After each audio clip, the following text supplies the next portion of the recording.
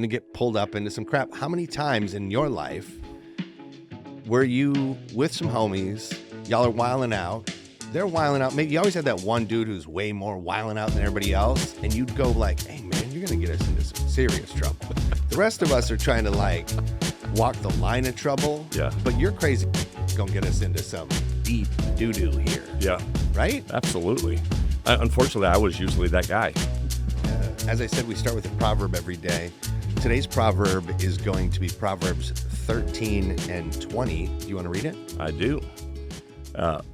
Here's what I love about the Proverbs, by the way. It's just the simplicity of this. Yeah. Whoever walks with the wise becomes wise, but the companion of fools will suffer harm. Repeat it. Whoever walks with the wise becomes wise, but the companion of fools will suffer harm. I don't have to be a Christian to read that and go, truism. That's a truism. Like, that's just something that happens in life that whether you believe in the God, in this guy God or not, you can read that and go, that's just called discernment.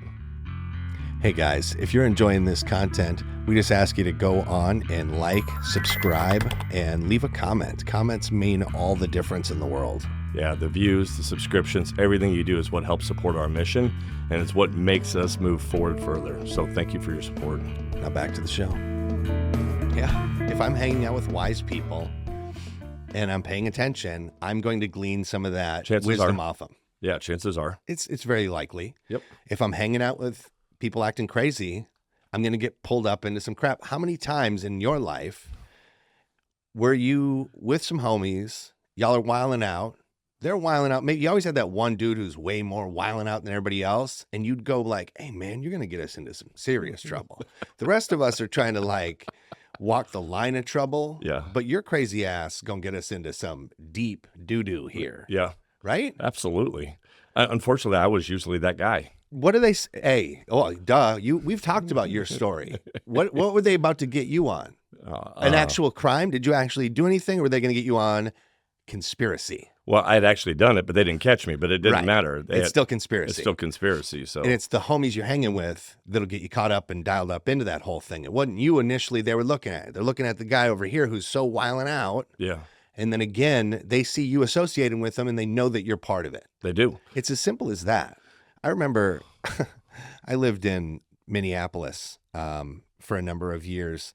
I lived in Northeast Minneapolis. If anybody's from there, it's not good. They got they hang shoes from different light posts to let you know what gang area you're in. Mm-hmm.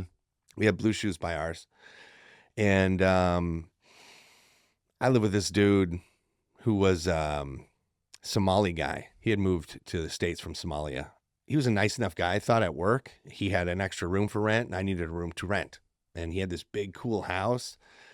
And again, he seemed cool. Like I'd known him for maybe 6-8 months through work. And he said, hey man, I got a room, you can rent it. And it was cheap. And I was like, oh my gosh, yeah, who cares? I'm not worried about violent gangs around me. I'm cool. I don't make eye contact. I'm hopping out whatever I'm in. I'm walking straight to a door. I'm not trying to associate. I knew I could get by. I'd done it before. But I didn't realize, like, living with this guy for even a short period of time, which I think I lived with him for maybe 60 days. And it turns out, like, every night he's having, like, homies over, and they're wilding out. And he was, like, a Muslim who drank. So I don't think he was much of a Muslim, frankly.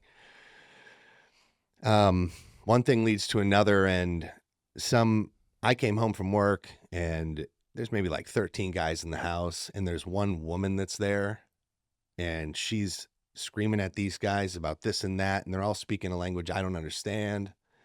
And I was freaking out, and I got the heck out of there. Minutes later, the police show up. They're putting everybody into handcuffs. They don't know who's doing what. And I remember at the very end of this whole thing, I didn't get in any trouble. But I remember one of these cops, I had to put handcuffs. I was in handcuffs too. Everybody's in handcuffs. They don't fool around. When they show up and stuff is wild and accusations being thrown around, they lock everyone until they get the scene cleared. So multiple hours later, they're taking these handcuffs off me. And this guy's looking around.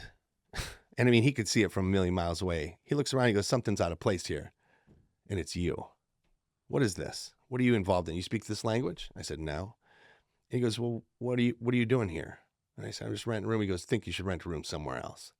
Mm. this stuff's going to end up being your permanent place. We're Mm. just going to take you away next time. We don't ask questions next time. Thankfully, I was smart enough, and I was a pretty heavy alcoholic at this time. I was smart enough, at least in that alcoholic phase, to go, yeah, I'm getting out of here. I didn't stay at that house one more night. I moved into a different place that day. I didn't have any work. I couldn't fool around with whatever that environment was. I don't even know what happened to that guy. The point is weeks earlier, I seen that stuff was kind of wild, and he was kind of a wild guy, and some things that he had presented at work weren't translating at the house. And rather than trying to confront some of these things and be wise, I'm hanging with this fool. And then I get rolled up in all his foolishness. And that's inevitably what ends up happening if you're associating with fools. Mhm. So that's why verses like this are so important. I can read this and still walk away and go hang out with some fools if I want to. Right. It doesn't make this statement any less true. Yeah. And it really is. We've talked about this in weeks in advance. We were talking about raising up your kids.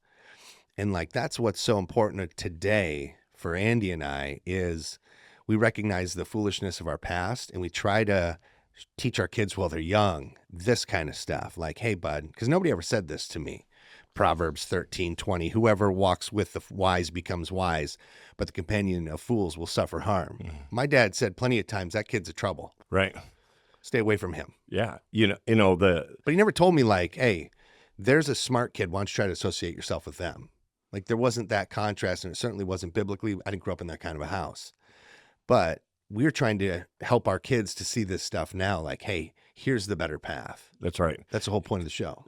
It's very often, anytime anything goes awry, usually what you'll always hear is, I had these friends, right? And even if you had read that verse to me at the age of 22 when I was wilding out, I don't even know that I would have listened anyways, because I'd already been wilding out. So that's 22 why. is a bit late probably to learn that message. For sure it is. And so, I have these conversations with my kids now of who you surround yourself with so important. That I talked to you about my middle son. We had to cut his friends off completely. Yeah, you said one of the kids died of a drug overdose, yeah. right? So it's being able to see that, but it's being able to have the conversation of why, right? Not just setting some hard, fast rule of just oh, don't do that. It's don't do that. Here's why. And this verse just resonates. When you set that over to me, I was like, that verse is perfect.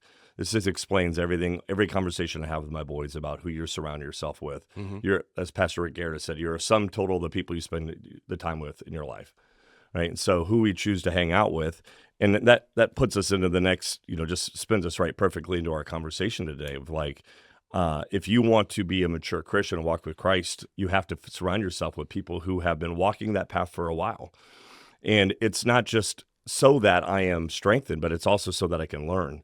That's why we had Dave Fox on here, is because he's so much further ahead of us. And so Dave has helped us talk about, what are some pitfalls you need to watch out while you're in your 40s and your 50s and your 130s, right? Yeah. A couple of things that you made me think of there, Jack Rapp, who I credit so much of the transformation of my heart towards Christ with, that was one of the things that he was wise. He's gone to be with Jesus now, but he's such a wise guy. And man, I gleaned so much from him in such a short period of time that I had him in my life.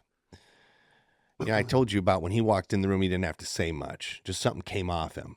But every word he said was an impactful word. He would sit at the back of the room, because we'd go to these groups and stuff too, outside of this campus that we were all on in the recovery place. We go to these off-site places too and do these groups. Mm-hmm. And he would watch everyone, and he would listen. He'd soak everything up, and he was almost always the last guy to speak. And whatever he'd say, it was 90 seconds worth of brilliance. You'd record it, write it down, show it to people, and they go, who is this prophet? And it was like this accumulation of everything he heard throughout the day. He would just pull it all together. He'd snatch this and this and this and this, and he'd set it down in his mind. Yeah. He never had anything. He was never writing anything down. He'd just catch all these snippets, and then he'd boil it down into this one brilliant idea capsule that you could swallow and take away this huge thing from each time. And our pastor, Pastor Mike, who you guys will get to see here shortly, when I first started going to his church, I've talked about this, and I think I might have mentioned it when we were interviewing him. One of the things that really attracted me to his teaching was the first time I ever seen him preach, he brought up a topographical map of the road to, I forget what the name of the road is. The Samaritan's Road. Yeah. Yeah. And he goes, this was some hardcore geography. Like, you had to go over boulders and rocks, and there's wooded area, and there's all this, there's places all over where bandits could hide and rob you. It was a dangerous road. It was a dangerous road. But he showed pictures of it.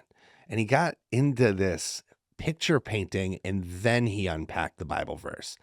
And I thought, who's this dude? Mm-hmm. What is his background in? In fact, so much so that I stayed afterwards. I don't know if I mentioned this in the other pod, but I stayed afterwards and caught him outside because I went to the last sermon for the day, and I just waited outside. I was by my motorcycle, and I seen him come out, and I hot-tailed it over to him and said, hey, man, what's your background in?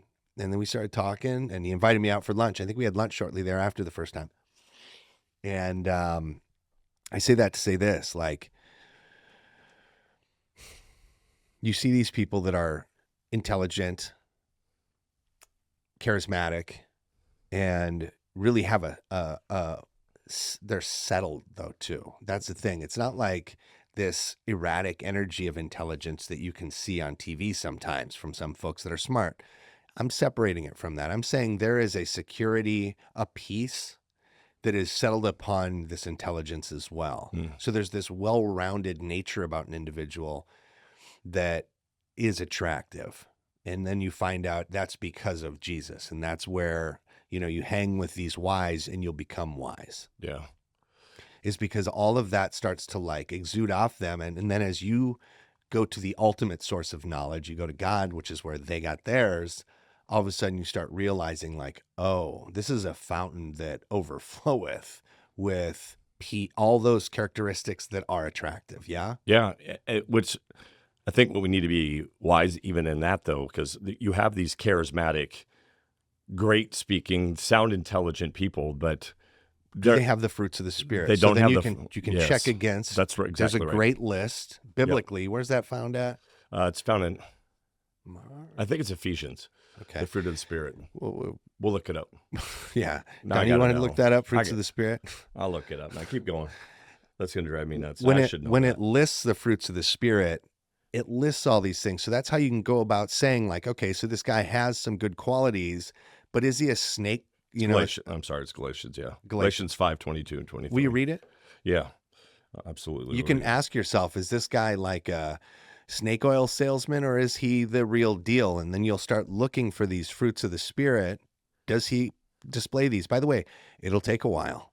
So that's why we're constantly talking about relationships in here and having these relationships where you spend time with someone that's important to you, that you think might be important, is you take that time, you try to identify these characteristic traits, and that, again, that takes the time. So when you do, then it's like, oh, okay, so they are manifesting these externally as well. Boy, this is probably a good person for me to continue spending time with. Yeah, it's great, man.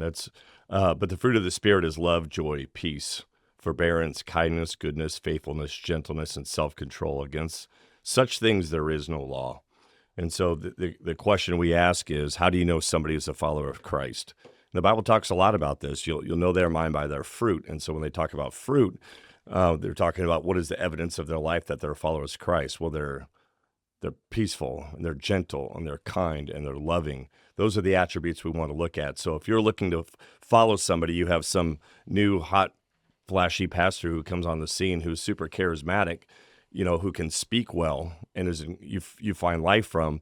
Before that person, just because they can speak well, doesn't mean it's somebody that you should be following. So we have to look at the whole of their life and go, well, does the evidence of their life show that they're loving and peaceful?